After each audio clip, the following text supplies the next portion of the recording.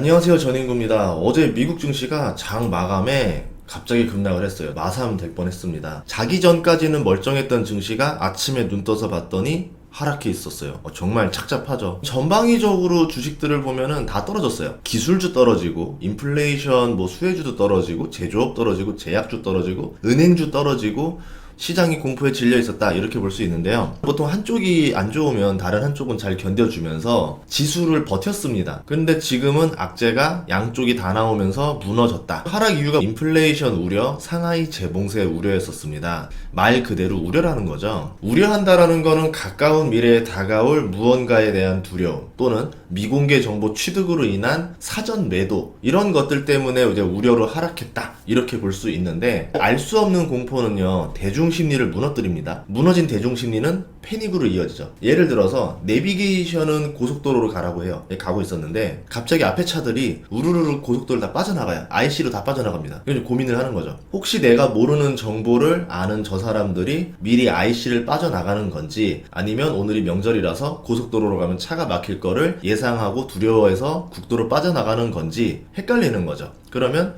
나도 같이 빠져나갈까? 아니야, 확실하지도 않은데 그냥 고속도로를 계속 가볼까? 이러다가, 아니면 차가 막히면 그때 빠져나갈까? 라고 생각합니다. 오늘 밤에 나오는 지표가 이렇다라는 거예요. 시장의 관건은 크게 경제가 살아날 것인가, 아니면 금리를 얼마나 올릴 것인가, 이겁니다. 경제는 좋아지는데 금리를 조금만 올리면 증시에서는 굉장히 베스트한 일이 벌어지는 거고, 경제는 나빠지고 있는데 금리를 많이 올린다 그러면 당연히 증시는 하락할 수밖에 없죠. 그런데 이게 예측이 안 되는 거예요. 스프레드 확대냐 축소냐, 이게 지금 증시를 좌우한다라는 거죠.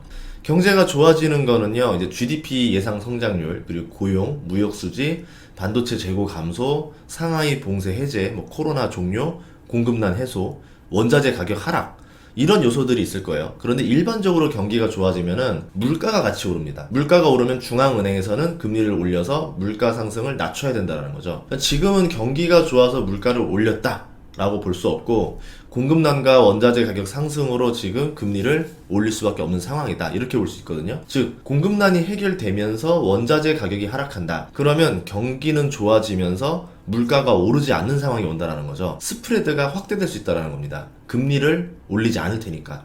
이게 올 수 있다라 보면은 우리는 이제 증시에 과감하게 투자해야 될 타이밍이라 보는 거겠죠. 근데 반대로 경기는 좋지 않은데 물가가 빠르게 오른다. 그러면 금리는 더 많이 올려야 되겠죠. 금리를 올리는 일은 긍정적인 영향도 있지만 보통 부작용이 많습니다. 부자에게는 금리를 올리고 가난한 사람한테는 금리를 안 올리는 일을 할 수 없다는 거죠. 기준금리이기 때문에 모두가 높은 대출이자를 감당해야 되는 상황인데, 그거를 견딜 여력이 있는 사람과 견딜 여력이 없는 사람에 따라서 상황이 바뀐다는 거죠. 대출 이자를 감당하지 못하는 기업들은 한계 상황에 도달하게 됩니다. 파산이라고 하는 거죠. 일자리가 줄어들고, 소득이 줄어들고, 소비가 줄어들고, 구매력이 떨어지고, 기업들은 재고가 늘고 할인을 해서라도 재고를 소진하려고 하고. 왜? 현금이 더 중요하니까. 기업의 이익은 줄어들고 물가는 떨어집니다. 경기 스프레드가 좁혀지는 거죠. 이 상황에서는 이런 일들이 벌어지는 거예요. 그럼 당연히 주식을 파는 게 맞겠죠. 지금 시장의 뷰는 여기를 좀 더 무게 있게 본다라는 거예요. 이때는 원자재라던가 경기 방어주 정도 외에는 투자할 곳도 별로 없습니다. 이렇게 벌어질 걸 예상해서 벌써 시장이 돈이 움직인 거예요.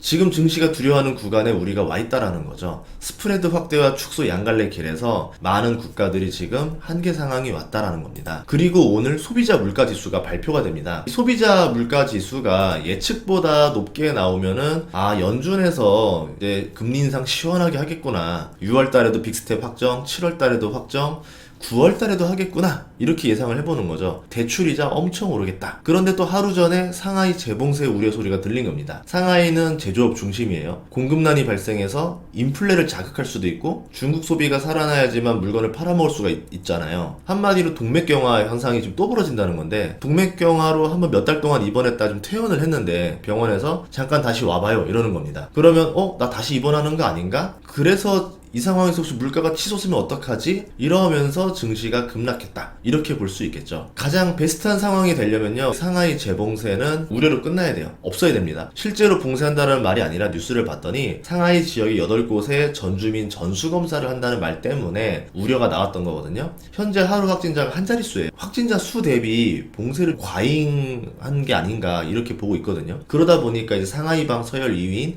리커창 총리가 용기 내서 연일 비판하고 있는 상황인 거죠. 거죠. 이건 너무 과하다 이렇게 말하고 있습니다. 이치에 맞지 않은 정책이 나비 효과를 불러일으키고 있다라는 건데, 이런 고민도 해봤어요. 이거 정말 모르고 그러는 건가? 아니면 그냥 알고 고의적으로 저러는 건가? 그거는 모르겠지만 미필적 고의까지는 될 것 같다 이렇게 생각을 하고 있습니다. 이제는 오늘 밤이죠. 소비자 물가지수가 뚝 떨어져야 돼요. 근원이 더 중요하다고 하는데, 닉슨 시절 스태그 우려를 잠재우기 위해서 유가식품 빼고 만든 이 근원 소비자 물가지수를 보는 거에 대해서 저는 항상 의문을 가지고 있어요. 하지만 뭐 투자자라고 하면 두 개를 다 봐야 되겠죠. 저번에 소비자 물가는 전년 대비 8.5%에서 8.3%가 나왔어요. 그래가지고 인플레가 피크를 찍고 이제 조금 꺾인다 이런 기대가 나왔는데, 증시 하락이 잠시 멈췄습니다. 그럼 예상치가 8.3%예요 오늘 밤에. 이거보다 더 하락하게 되면은 이제 인플레 정점을 통과했다라는 시선이 늘어나겠죠. 하반기 금리 인상이 거세지 않을 거라 보는 거고, 스프레드 확대를 생각할 겁니다. 증시에 반등이 올 수 있다라는 거죠. 만약 8.3%보다 높다라고 하면은 인플레 정점이 아직도 통과하지 못했다라고 보겠죠. 그럼 하반기에도 거센 금리 인상을 생각할 겁니다. 스프레드 축소를 예상하겠죠. 이런 관점으로 오늘 9시 30분 지표를 잘 보시면 좋을 것 같아요. 이 주식이라는 게 이렇게 현재의 기업 가치와 상관없이 미래에 대한 전망으로 가격 변동이 발생합니다. 남들 우려가 과도할 때는 가치 대비 저렴한 주가가 됐다가 그 우려가 말끔히 거치면 주가는 다시 제자리를 찾아옵니다. 그러면 그때 싸게 살 수 있었는데 하면서 땅을 치고 후회하겠죠. 그리고 주가가 더 오르면 이제 기회를 놓칠까봐 두려워서 추격 매수를 할 겁니다. 이게 수백 년 동안 그냥 반복된 역사적인 패턴이에요. 대중들은 이 패턴을 계속 따라갑니다. 왜 대중과 함께하면 돈을 벌 수 없는지를 생각하시면 좋을 것 같다 이렇게 말씀드리고 싶고, 투자자라면은 고독한 투자자가 됐으면 좋겠다 저는 이렇게 말씀드리고 싶어요. 오르지 않아도 고독하고 올라도 혼자만 돈 버니까 고독할 겁니다. 그래서 수익률 자랑도 필요 없고 재산 자랑도 이롭지 않다 이렇게 생각을 하는데, 로또에 1등 되면 행복할 것 같잖아요. 그렇지 않은 게 나를 질투하는 사람만 생기고 내 돈을 탐하는 사람으로 둘러싸이게 됩니다.